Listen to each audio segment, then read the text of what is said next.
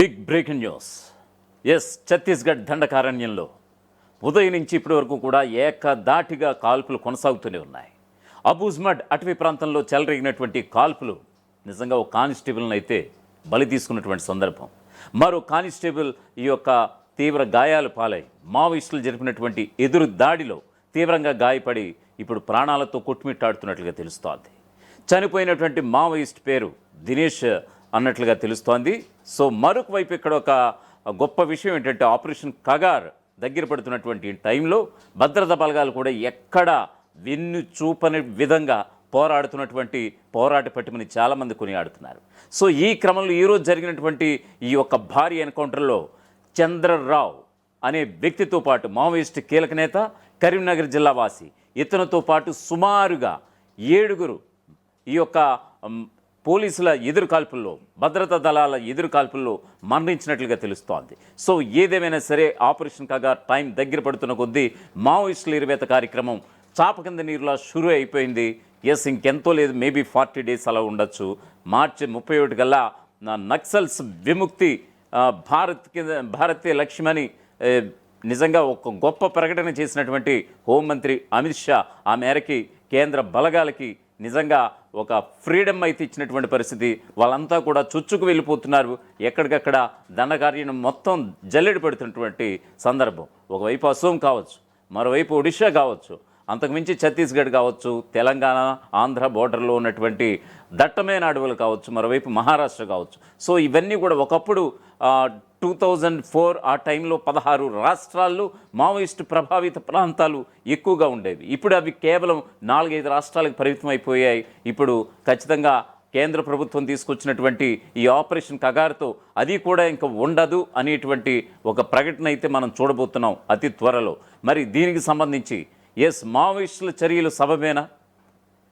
ఎందుకంటే నేడు ఆధునిక యుగంలో ఇంకా తుపాకీ పట్టుకుని అడవిలో ఉండటం సమంజసమేనా? ఒకప్పుడంటే తప్పలేదు.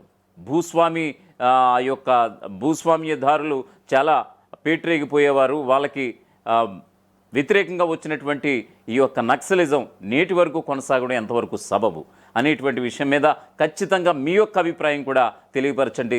మరొక విషయం ఇక్కడ ఏంటంటే ఖచ్చితంగా ప్రాణం అనేది చాలా ముఖ్యం. సో అది పోలీసులు కావచ్చు, మావోయిస్టులు కావచ్చు, ఖచ్చితంగా పోరు కన్నా ఊరి మిన్న అనేటువంటి ఒక ప్రభుత్వం కూడా నినాదం ఇస్తోంది తెలంగాణ ప్రభుత్వం. సో చాలామంది ఆయుధాలు ఈ యొక్క పోలీసులకు అప్పగించి జనజీవన స్రవంతిలో కలిసిపోయినటువంటి సందర్భం కూడా కనిపిస్తోంది. ఇప్పుడు నంబాల కేశవరావు మే 21న నేలకు ఉరిగినటువంటి సందర్భం. మావోయిస్ట్ అగ్రనేత, మావోయిస్ట్ పార్టీ ప్రధాన కార్యదర్శిగా ఉన్నటువంటి ఆయన ఆ రోజు చనిపోయిన అనంతరం ఆ తర్వాత మాడ్వి హిడ్మా చనిపోవడం, ఆ మాడ్వి హిడ్మా తర్వాత ఆయన శిష్యుడిగా మళ్ళీ బర్సీదేవా, ఈ యొక్క బర్సీదేవ కూడా పోలీసులకి సరెండర్ అయిపోవడం, తెలంగాణ పోలీసులకి.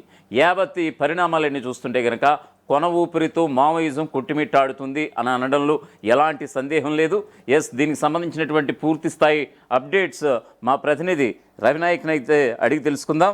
అయితే దానికంటే ముందు దీనికి సంబంధించి ఒక పూర్తి స్థాయి అప్డేట్ చూద్దాం.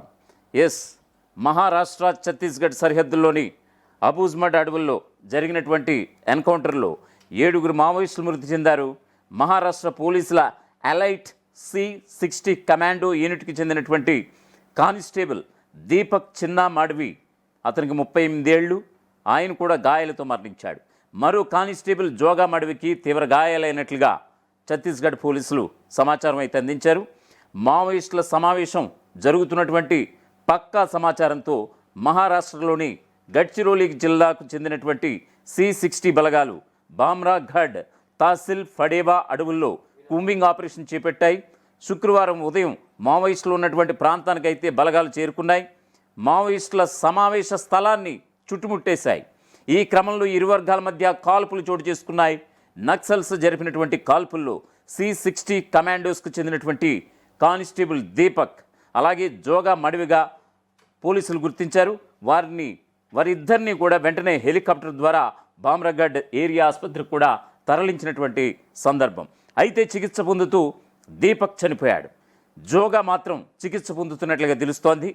ఘటనా స్థలంలో 7 మావోయిస్టుల మృతదేహాలు లభ్యమైనట్లుగా, వారి వద్ద నుంచి ఒక AK-47, మరొక వైపు SLR రైఫిల్స్ స్వాధీనం చేసుకున్నట్లుగా తెలుస్తోంది. మృతుల్లో మావోయిస్టు కీలక నేత లోకేటి చంద్రరావు అలియాస్ స్వామి అలియాస్ ప్రభాకర్ రావుతో పాటు మరో 3 మహిళా మావోయిస్టులు కూడా ఉన్నట్లుగా తెలుస్తోంది. ఇంకా కూంబింగ్ ఇంకా కొనసాగుతుందని ఇటు మహారాష్ట్ర పోలీసులు సైతం ప్రెస్ మీట్ పెట్టి మరీ వెల్లడించారు. కాల్పుల్లో చనిపోయినటువంటి దీపక్ మృతదేహాన్ని అంటే కానిస్టేబుల్ దీపక్ మృతదేహాన్ని స్వగ్రామం అహేరాకు తరలించారు. రేపు ఖచ్చితంగా ఈ యొక్క ప్రభుత్వాధ్వర్యంలో అంత్యక్రియలు కూడా ఉండబోతున్నట్లుగా తెలుస్తోంది. ఇక లోకేటి చంద్రరావు మావోయిస్ట్ అగ్రనేత, చాలా ఈ యొక్క జవాన్లను బలి తీసుకున్నటువంటి వ్యక్తిగా ఈయనకి మావోయిస్టులో ఆ విధమైనటువంటి పేరుంది. లోకేటి చంద్రరావు, అతని వయసు 65 ఏళ్ళు. లోకేటి చంద్రరావుకి స్వామి అనే మారుపేరు కూడా ఉంది. అలాగే ప్రభాకర్ అనేటువంటి మారుపేరు కూడా ఆయనకుంది. సో ఆయనది కామారెడ్డి జిల్లా, ఉమ్మడి నిజామాబాద్లోని కామారెడ్డి. సో ఇప్పుడు ప్రస్తుతం ప్రత్యేక జిల్లాగా ఏర్పడినటువంటి కామారెడ్డి జిల్లా అయింది. సో ఆయన 30 ఏళ్లుగా అజ్ఞాతంలో ఉన్నాడు. ఈ లోకేటి చంద్రరావు మావోయిస్ట్ అగ్రనేతగా పిలువబడుతున్నటువంటి ఈయన గత 30 ఏళ్లుగా అజ్ఞాతంలో ఉన్నాడు.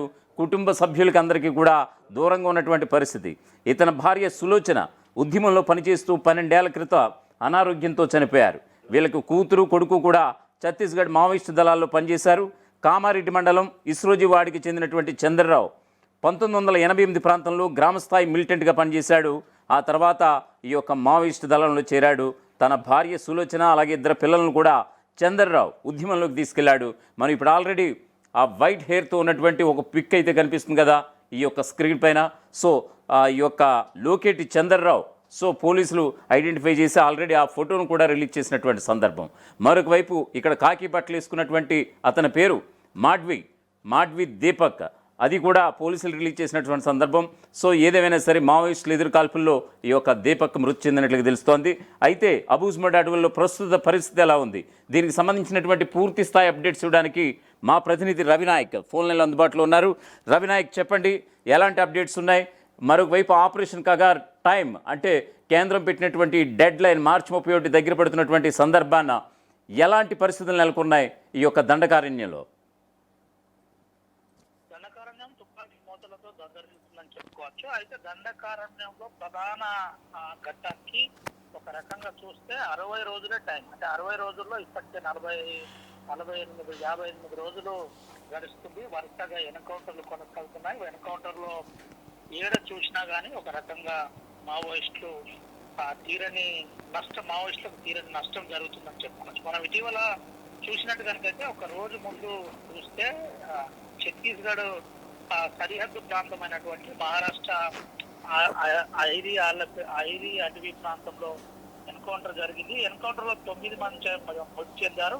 9 మందితో పాటు ప్రధాన నాయకుడు ప్రభాకర్ చెందిన పరిస్థితి. ఈ ప్రభాకర్ అంశం కనుక మనం చూసినట్టు కనుకైతే హోరాహోరీ ఎదురు కాల్పుల్లో ప్రభాకర్ తో పాటు 9 మంది చనిపోయినట్టు చెప్పారు. ప్రభాకర్ది తెలంగాణ రాష్ట్రం అని చెబుతున్నారు. గడ్చిరోలి జిల్లాలో నిన్న జరిగిన ఎన్కౌంటర్ లో Prabhakar, alias లోకేటి, alias Ramachandar, alias Padakal స్వామి మృతి చెందినట్టు ప్రధానంగా నిన్న పోలీసులు వెల్లడించారు. అయితే తెలంగాణ రాష్ట్రానికి చెందిన ప్రభాకర్ పై పోలీసులు గట్టి నిఘా ఏర్పాటు చేశారు. ఈ నిఘాలో ప్రధానమైన అంశాలపై చర్చ జరుగుతున్నట్టు మనకు తెలిసింది. అబూజ్మడ్ అడవుల్లో తుపాకుల మూతలు, తుపాకుల శబ్దాలతో దద్దలిస్తుందని చెప్పొచ్చు. అయితే ఇప్పటికే మావోయిస్టులు 9 మంది చనిపోగా ఇంకా సర్చ్ ఆపరేషన్ కొనసాగుతుందని జిల్లా ఎస్పీ గడ్చిరోలి చెప్పిన పరిస్థితి. అయితే ప్రధాన అంశాలు కనుక చూసినట్టు కనుకైతే ఆపరేషన్ కగార్కు సంబంధించిన అంశంలో ఇంకా ఎవరైనా గనక ఉంటే ఆపరేషన్ కగార్ రెడ్ కార్పెట్ వేస్తుంది.